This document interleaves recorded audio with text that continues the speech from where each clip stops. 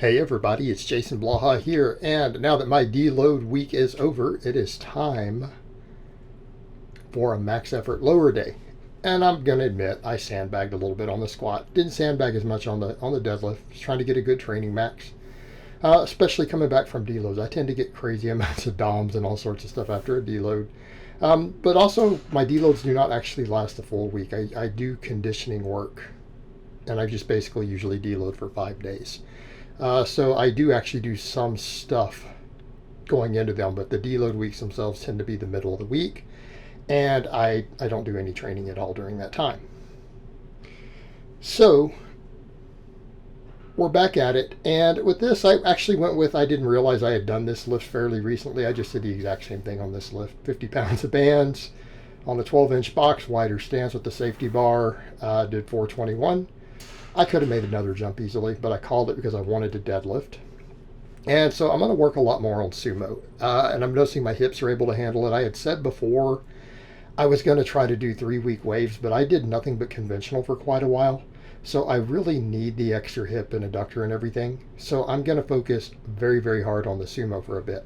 And that means probably most of my speed work will be sumo. Most of my pulls will be sumo for maxes. Right? I'll occasionally do a conventional type 1. Because I do want to make sure the conventional stays there, but I don't actually have to conventional deadlift to be strong at conventional. I have to sumo to be strong at sumo. But conventional, the sumo actually builds it for me as long as I'm doing other back work. So these all felt a little easy. I was ramping up and I'm like, oh, that one was way too easy. You can't really see, I guess it's a little darker, all those 10-pound plates I'm loading on the edges. But you guys will see on the last pull here, I actually have 40 pounds of 10-pound plates loaded on the edges. And this particular set of bands starts pulling pretty hard really early on when I use the thicker bands, not the mini bands. So we're running 100 pounds of band tension. Pretty good training max. I felt like I could have done more. All right, I could have done more actually. But I stopped there. Like 505 plus 100 pounds of bands, we're good for that. We'll keep working on sumo stuff and building it up. And so that's pretty much going to be the name of the game for lower body. I'm going to focus on safety bar box squats and sumo deadlifts as my primary focus. And then everything else will be supplemental work. Now, I decided to do Romanian deadlifts, and I think they'll be good for this phase. Why? The back work. They're phenomenal for the low back, which I know I need to continue to hammer. Great hamstring exercise, and they work the lats and everything. This will give me good carryover to my conventional deadlift. I feel like it gives good carryover, right? I feel like it does. So I went with where we left off last time and added 5 pounds and managed to get my sets of 10. So I can keep progressing on this. I haven't done these in a few weeks. I've done other stuff in place of it. So again, I picked back up in the progression where I left off. And that's one of the things that we can do when we're doing all these 10 rep sets and we rotate movements. We have the option of tracking where we were and maybe reducing slightly when we add it back in, or seeing if we can pick up where we left off and continuing. And I chose to do that. So I still have runway left on this. So I think I can keep slowly adding weight on the RDL. And this will actually improve my squat and my deadlift, to be frank. And because of the adductor work, I think it'll help with my sumos also. So right now it's what I need to do. And I opted to not do any good mornings today. I chose this as my main hip hinge for supplemental work. Because again, I feel like it's going to give me more of what I need at the moment. But I might work the good mornings back in. I really am liking the dead stop cambered bar good mornings. I'm really liking those. If I add a good morning back in this rotation, that's what I'll do, because they feel great. I don't like the safety bar as much on those. And if you're curious why, it's because it puts me in a hard position with the handles getting in the way when I get down to the bottom really deep. All right, I went ahead and upped the weight on these today. I felt like I could do it. It was hard though. I went up 10 pounds on each side. So I went ahead and went with 94-pound dumbbells. My quads and adductors were just crushed. 3 sets, all I could handle. And I'm never going to do more than about 3 sets of supplemental work for quad exercises, because I get enough speed squats, speed pulls, everything else, because I do sled drags up to 6 days a week right now. My quads are getting a lot of work. This is just ensuring that we're getting some extra quad. A lot of my focus needs to be on adductor, glute, erectors, right, hamstrings. My quads will grow from all of this. And they'll grow from the sled drags. I'm not overly worried about them. So they don't need a large amounts of in-gym volume because, again, my GPP covers it pretty effectively. So my lower body days like this, my volume is going to be a little less. Since I started sled dragging again at the frequency I'm doing it, my lower body volume is going to go down slightly. And you guys will notice that. And people have noticed that. And it's because the sled drags hit it so hard.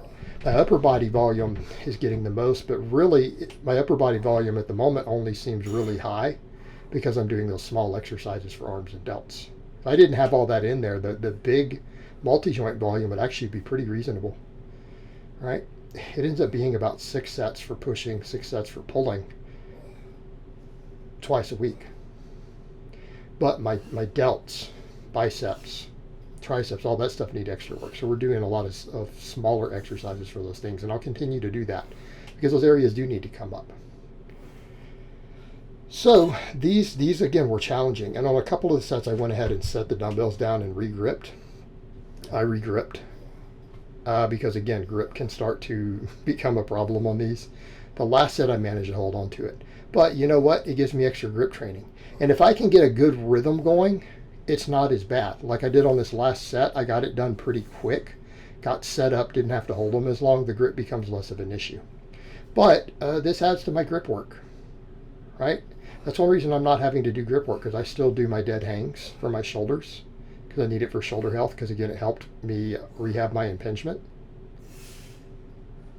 And one of the things we'll also notice is I'm not going to be doing any overhead work of any type for a while. I don't need it. I'm going to go over to all rows. Nothing but row variations. I'm not even going to do the chin-ups for a while. And I just need extra bicep work to bridge the gap. But that's a whole other topic. I don't believe that pull-ups or chin-ups are actually better for your back than rows are in any real capacity. They're better for your biceps, right? They're better for your biceps. Way better than rows. But we'll cover that more in the upper body days. But I feel like just for general shoulder health and getting my bench up, I don't need anything where I go over my head. All my delt work can be done with laterals, dumbbell work. So went over and did these. These were harder today, partially because I just came back from a deload. I always gain some water weight, so I'm a little heavier. I had managed to get 3 sets of 13 on this style of glute ham raise where I do a hyperextension at the bottom, so we go the full range of motion. Today I can only get 12, and on the first one I had to be careful. My hamstring started cramping, and I can't have that, because if the hamstring cramps and I let it cramp and I don't get it stretched back out, I won't be able to do another set of these. So I had to sort that, but again, that's oftentimes expected when I haven't trained any of these muscles for a week. It happens. So again, another reason we have to be careful with the volume coming back in. And you know, it really was an effective day. If you factor in, okay, I did a training max on those 2 lifts. I actually did sled drags yesterday. Skip them. I never do them on max effort lower day. I find it's too fatiguing, but I do them on the other days. So I got that yesterday. So that's part of my quad work. Well, we got the 3 sets of split squats. We got 3 sets of Romanian deadlifts, 3 sets of these, and then 3 sets of reverse hypers. Basically, my glutes got hit on everything. These are all glute exercises. Arguably, the glute ham raise being the weakest, even though that's in the name. But if we count true hard sets, these hit the hamstrings hard. Super hard. RDLs hit the hamstrings hard. That's a phenomenal combination. That combo right there, maximum hamstring development. 6 total sets. Stricter reverse hypers, the way I'm doing them, do not hit the hamstring as hard. I don't feel them as much as when I swing, but I feel the low back more. So we got 6 sets for my erectors between the RDLs and that. My adductors probably got around 9 work sets, which is kind of the ratios we want. People say, well, why would you want your adductors and glutes to get a little more work than your quads? Because it will bring your squat up more. Glutes and adductors impact your max squat slightly more than your quads do. Okay, doesn't mean quads don't matter. When you say things like that, people get angry and they're like, you're saying quads don't matter. No, I'm not saying quads don't matter. You interpreted it that way. Not what I said. And I certainly don't believe that. But these other muscles are a bit more important. So it's fine if they get a little more maximized volume. besides my quads are getting all that sled dragging. These were tough today. I went with the 270. What I had been using on these, they were a little hard to get my 10s today and to stay strict. So it'll take me a session or two to get back into the flow on the reverse hypers. Next session, I have no doubt this will be much smoother. But overall, good workout. Happy with today's workout. Good stimulus. Happy with the sumo pull. So I hope it has been informative, and I will talk to you guys next time.